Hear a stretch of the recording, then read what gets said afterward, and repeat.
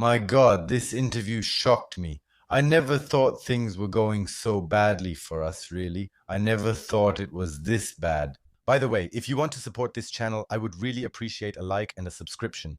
That would be the highlight of my day today, because unfortunately, I have to tell you how things are going with Germany. Well, we've reached the lowest, darkest hours. But Carsten Linnemann explained it today on Welt, and let me tell you, please pay close attention to his eyes. I'll have a bit more to say about that later. In the end, it's about the results. People want to see what specifically changes for them. Of course, we've done something about migration. Even now, the latest numbers have gone down again. 68% fewer refugees are arriving in Europe. However, we were only able to cut the numbers in half. While other countries are sending people back, Germany still hasn't managed to do so to this day. The people stay here, and in some cases, they rely on social benefits. And that's the truth. And did you look into his eyes and see how glassy they are? No? Then please watch the next clips. I'm definitely in favor.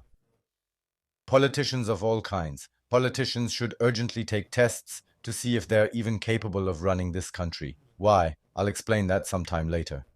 I don't necessarily want to get arrested tomorrow because I'm accusing some people of something.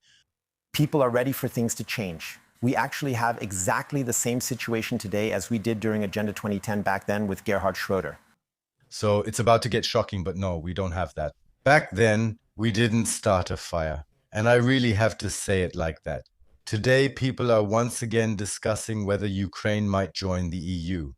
No, we didn't pick a fight with the whole world and basically refinance the rest of the world, you could almost say. No, we didn't do that back then with this agenda. We saved money, and we saved at every level and in every possible way. And of course, people here in Germany are ready for things to change. That's clear from every survey as well. I would also be ready for things to change here. But you can't save money at the expense of the poorest of the poor, and at the same time just randomly throw away the hard-earned money of taxpayers abroad. Really throw it away. Bike paths in Peru, which they don't even need there. Or the best one is building climate centers in China, where it turns out they're just plastic buildings that were put up there. And just these things, no, people don't understand that anymore. When the Chancellor now says on Tuesday at the East German Economic Forum that there won't be a big bang, is that already pulling the plug again? Dear people, don't expect anything from us. Why? Yes, personally, I can't do much with this expectation management. Yes. There definitely won't be a big breakthrough. But did you look at his eyes? What did he do? Did he cry before he went in there? Did he break down in tears and burn out? By the way, are you a child of the 90s or earlier? What's your concern?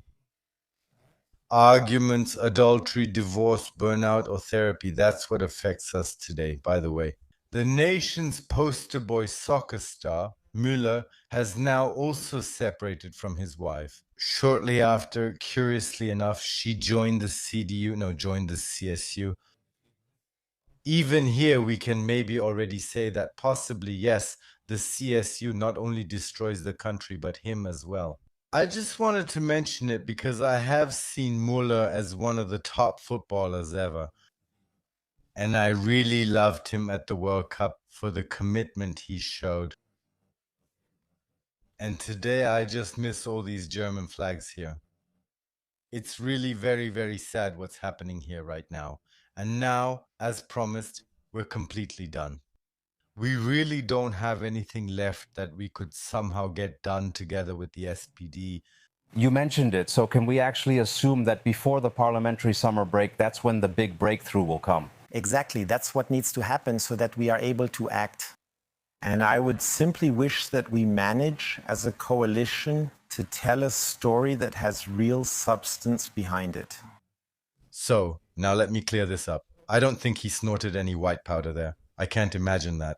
I've seen other politicians like that. I think the man is on the verge of a nervous breakdown because nothing is working anymore. This country is no longer governable. This country, together with the SPD, well, I don't know, laid the foundation for the fact that nothing is moving forward here anymore. The unions will have clearly said, we're not doing that. And at the same time, well, the AfD is getting stronger and stronger, and the union is losing. Just yesterday, she lost another point on ZDF and is now on a downward trend. The trend is definitely negative, and at 19, they'll pull the plug on the chancellor.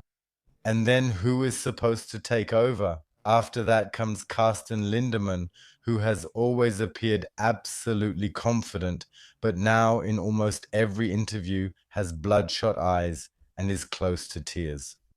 And yes, I looked at his pupils and ran the whole thing through an AI, which then told me, nope, substances are probably not the case here, but it would rather point a bit towards burnout or stressful situations, panic attacks, and so on. Because at the very beginning, his eyes weren't glassy at all, and I don't think he took anything during the interview. I can't imagine that. Instead, I assume this country is done for. And in my personal opinion, we have no chance of saving it with this government. This country didn't become great because we had natural resources like oil in the ground or anything like that. We have brains in our heads. And this country with 85 million people became strong because we trusted people with responsibility. That's right. Poets, thinkers, researchers, engineers, explosives engineering. We were so good at it, getting all kinds of things done with it. Building nuclear power plants, really awesome things. Our stuff never blew up in our faces. Ours were absolutely safe, and we threw away all our foundations. And at the same time, well, let's take the case of the Christmas market. Some people don't even dare to go to the Christmas market. Just look at the vendors. More and more losses in sales. People just don't go there anymore. Of course, you can keep up the narrative with climate change, saying that people don't go to the Christmas market anymore because it's cold. Let me tell you something. Back in the day, I went to very different Christmas markets where I was completely wrapped up in a scarf and a thick jacket, and I still went to the Christmas markets. Today, fewer and fewer people are going to ever smaller Christmas markets because they are being cordoned off more and more, because they no longer feel safe. And when people live in fear nowadays, 41% no longer know how they will pay their bills next month, then we have a huge problem. So the problem is partly being solved with social welfare in a leading economic nation.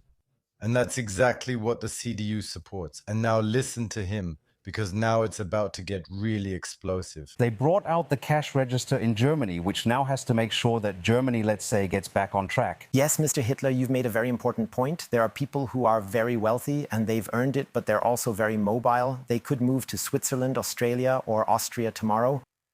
There are a lot of people receiving state benefits, and they also deserve to get money from the state because they're worse off. 288,000 people left this country last year. All of them, without exception, except for a few hundred, were highly educated or had a lot of money. At the same time, more and more companies are saying, okay, we're shutting down our operations in Germany, and then we're gone for good.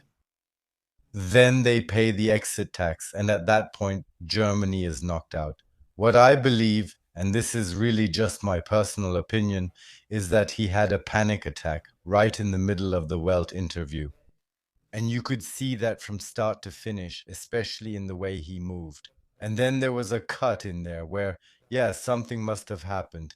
And then he seemed to calm down a bit again. That's just my personal opinion. I have to say that. So I assume he had a panic attack in front of the camera because he knows things won't go any further here. And if we tax the rich, then they're gone, and gone for good. And once someone has paid exit taxes, they never come back. Really, never. About the panic attack, yes, I've had that myself at home, and I know what I look like afterwards. I've had exactly the same panic attacks where I didn't know how things would go on, and my future was just hanging by a thread.